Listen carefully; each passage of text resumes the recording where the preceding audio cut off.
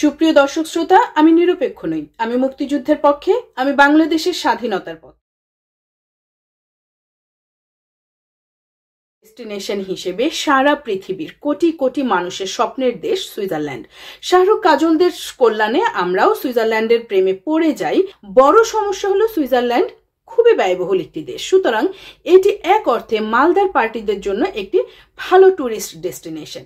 কিন্তু গত আগস্টে মিটিকুলাস ষড়যন্ত্রের মাধ্যমে ক্ষমতা দখলের পরে দেখলাম গরিব দেশের উপদেষ্টারা যারা বৈষম্য নিরসনে কথা বলে চেয়ারে বসেছিল তারা একে একে ইউরোপ সফর করছে, বিশেষ করে সুইজারল্যান্ড। এদের কারো কারো সফর মিডিয়ায় আসে তো কারো কারোটা আসে না। দুই আসিফের সফর মিডিয়ায় এলেও সেটি ব্যক্তিগত সফর হিসেবে বলা হয় এবং সফরের উদ্দেশ্য সম্পর্কে তেমন কিছুই জানা যায় না।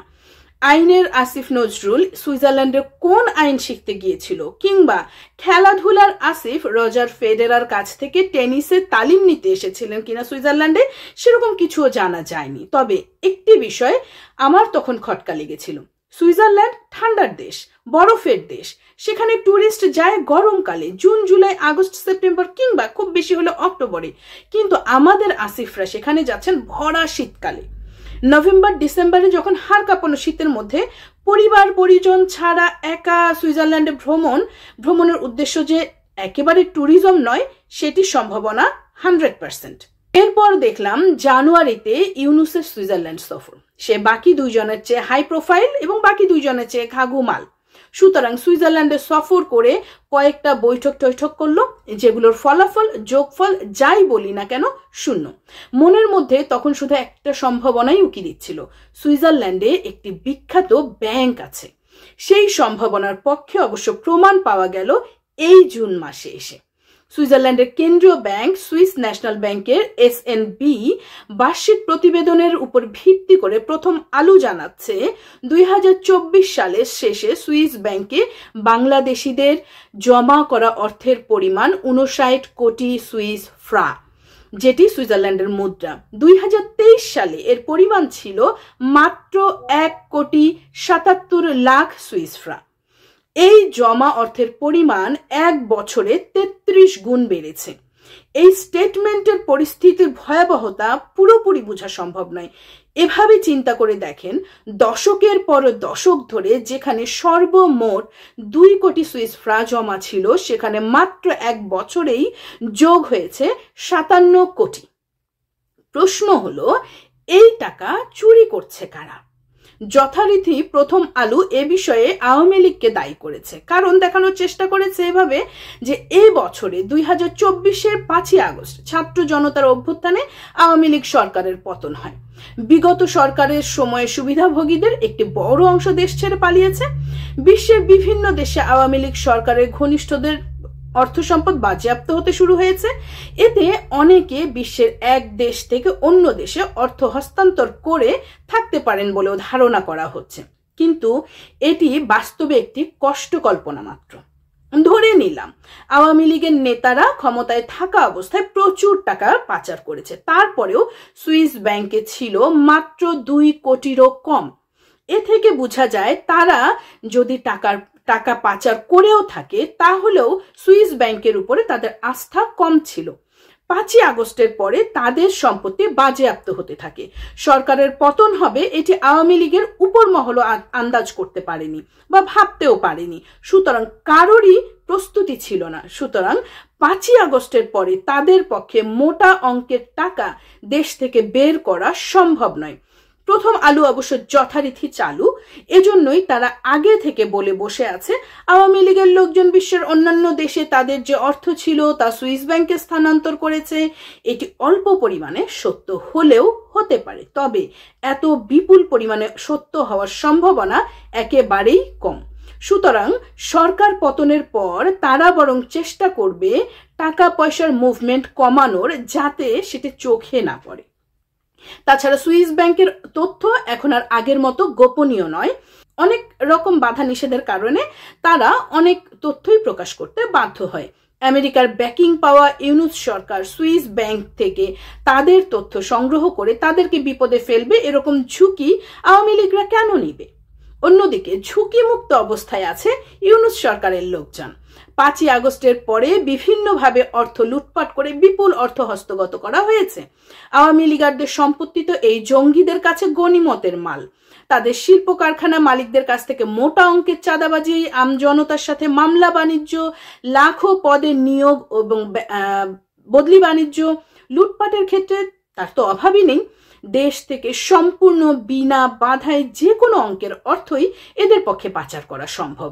কেউ সেটা নিয়ে প্রশ্ন তুললে তার আর কল্লা থাকবে না, আর মিডিয়া কথা বললে সে মিডিয়া হাউজই বন্ধ হয়ে যাবে। অবশ্য 5ই আগস্টের পরপরই মিডিয়াগুলো পুরোপুরি দখল করে নিয়েছে ইউনূস জামাত গং। প্রথম আলো, ডেইলি স্টার আগেই তাদের সেবাদাস ছিল, তাদেরকেও দিল্লির তকমা দিয়ে 20 দাঁত ভেঙে ফেলে দেয়া হয়েছে। এর আগে তারা প্রথম আলোর সামনে গরু জবাই করেছে। এখন যদি তারা আবার এসব কথা বলতে চায়, হয়তোবা তাদের অফিসের সামনে তাদেরই কল্লা ফেলে দেয়া হতে পারে। সুতরাং কোটি কোটি অর্থ পাচার নিয়ে প্রশ্ন তোলার এই মুহূর্তে কেউ নেই। ইউনূস ও তার সমন্বয়ক ও উপদেষ্টারা কি পরিমাণে অর্থ লুটপাট করে বিদেশে পাচার করেছে, সেই পরিসংখ্যান আলোর মুখ দেখতে শুরু করতে হয়তোবা আরো কিছুদিন সময় লাগবে। তবে এ কথা বাজি ধরেই বলা যায়, সুইস ব্যাংকের 2025 সালের পরিসংখ্যান আরো ভয়াবহ হবে। 2024 সালে 59 কোটি থাকলে 2025 সালে সেটি 500 কোটিও যদি সুইস ফ্রাঙ্ক ছাড়িয়ে যায়, তাহলেও অবাক হওয়ার কিছু হবে না। একটা বিষয় নিশ্চিত, ইউনূস ও তার উপদেষ্টা সমন্বয়কদের বাংলাদেশে কোনো ভবিষ্যৎ নেই। তারা আজ হোক কাল হোক ফল ভোগ করবে এবং বাংলাদেশে থাকতে পারবে না। সুতরাং তাদের লুটপাট করা অর্থের অন্তত 90% তারা বিদেশেই পাচার করতে বাধ্য। বিএনপি এবং আওয়ামী লীগের সাথে এখানেই তাদের গুণগত পার্থক্য হলো, এই রাজনৈতিক দলের নেতাদেরকে বাংলাদেশেই রাজনীতি করতে হবে। সুতরাং বিদেশে পাচার করলেও সেটি ব্যাকআপ প্ল্যান, অর্থাৎ অর্থের সিংহভাগই তাদের দেশে থাকে। সেটি ব্যাংকে হোক, নগদ টাকা হোক, শিল্প কারখানায় বিনিয়োগ হোক, অথবা জমি জমা কেনার মাধ্যমেই হোক। ইউনূস কেস ভিন্ন। রাজনীতিতে তাদের কোনো ভবিষ্যৎ নেই, জনগণের কাছে জবাবদিহিতার কোনো দায় নেই, তাদের টাকা বাংলাদেশে রাখারও তাই কোনো যুক্তি নেই। ইউনূস বা আসিফদের প্রচন্ড শীতের মধ্যেও সুইজারল্যান্ড যেতে হবে।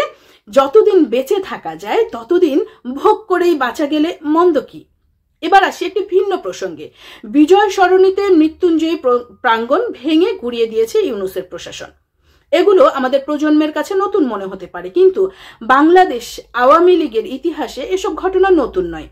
আমি নিজের চোখে না দেখলেও দলের প্রবীণ, বয়োবৃদ্ধ এবং সমর্থকদের কাছ থেকে শুনেছি, আর পুরনো পত্রপত্রিকার পাতা এবং ঐতিহাসিক দলিল থেকে জেনেছি 75 পরবর্তী সময়ে কিভাবে বঙ্গবন্ধুর নাম নেওয়াও অলিখিতভাবে নিষিদ্ধ ছিল, কিভাবে তাকে ইতিহাস থেকে মুছে ফেলার জন্য এক পরিকল্পিত চেষ্টা চালানো হয়েছিল।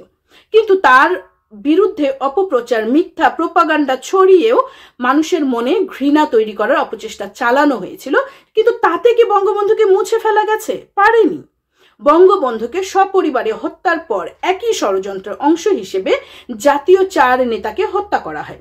উদ্দেশ্য ছিল আওয়ামী লীগকে নেতৃত্ব শূন্য করা এবং চিরতরে শেষ করে দেয়া। সেই সময় অসংখ্য নেতাকর্মী এবং সাধারণ সমর্থকদের রক্তে রঞ্জিত হয়েছিল এই বাংলার মাটি। তবুও কি আওয়ামী লীগকে শেষ করা গেছে? পারেনি। 2001 সালে ক্ষমতার পালা বদলের পর সেই পরিকল্পনারই আবার মাথাচাড়া দিয়ে ওঠে। 21শে আগস্ট গ্রেনেড হামলা তার জ্বলন্ত প্রমাণ। দলীয় সভানেত্রীকে হত্যার চেষ্টা, কেন্দ্রীয় নেতাদের উপরে হামলা, সেই সব পুরনো চক্রান্তেরই ধারাবাহিকতা। কিন্তু তাতেও তারা ব্যর্থ হয়েছে। আজ তারা আবার মরিয়া, আর এবার তারা মরণ কামড় দিয়েছে। আর তার স্পষ্ট নমুনা আমরা একে একে দেখতে শুরু করেছি। বঙ্গবন্ধুর স্মৃতি বিজড়িত ধানমন্ডির 32 নম্বর ভাঙা, মুক্তিযোদ্ধার সংজ্ঞা পরিবর্তন করে বঙ্গবন্ধু এবং প্রবাসী সরকারের গুরুত্বপূর্ণ সদস্যদেরকে মুক্তিযোদ্ধার স্বীকৃতি বাতিল করা, তার নামে থাকা স্থাপনাগুলোর নাম পরিবর্তন করে নতুনভাবে নামকরণ, পাঠ্যপুস্তকে জিয়াকে স্বাধীনতার ঘোষক হিসেবে তুলে ধরে ইতিহাস বিকৃতি করা এবং আওয়ামী লীগকে নিষিদ্ধ করা, সবকিছুই সেই পুরনো ষড়যন্ত্রেরই চূড়ান্ত রূপ। কারণ এটি তাদের শেষ চেষ্টা, এটি সেই মরণ কামড় যেটি দিয়ে তারা আশা করছে চিরতরে বঙ্গবন্ধু, আওয়ামী লীগ এবং স্বাধীনতার মূল ইতিহাসকে মুছে ফেলবে। কিন্তু তারা সফল হবে না। তাদের পতন অনিবার্য। ইতিহাস কখনো মিথ্যেকে দীর্ঘদিন টিকতে দেয় না। এবার আমাদের পালা, আমাদের পরিকল্পনা তৈরির সময় এসে গেছে। এই সময় আমাদের সবাইকে ঐক্যবদ্ধভাবে কাজ করতে হবে। এটি আমাদের সংগ্রামের শুরু। শেষ করছি বঙ্গবন্ধুর ঐতিহাসিক 7ই মার্চে সেই অমর বাণী দিয়ে। এবারের সংগ্রাম আমাদের মুক্তির সংগ্রাম, এবারের সংগ্রাম স্বাধীনতার সংগ্রাম। জয় বাংলা, জয় বঙ্গবন্ধু। ভালো থাকবেন সবাই।